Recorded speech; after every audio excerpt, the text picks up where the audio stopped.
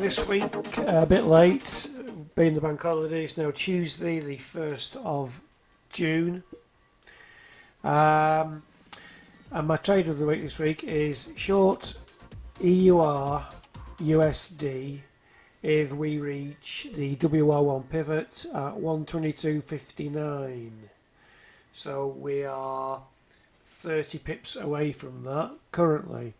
Now, as you can see, the WR1 Pivot does coincide with resistance from last week, and if we go back further, this line has been in play previously, and if we go back on the weekly time frame, this whole area is clearly of interest.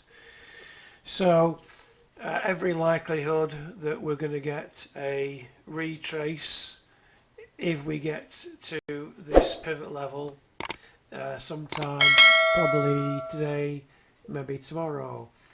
So that's my trade of the week. It's short EUR USD from the WR1 Pivot at 122.59. I am actually long this market.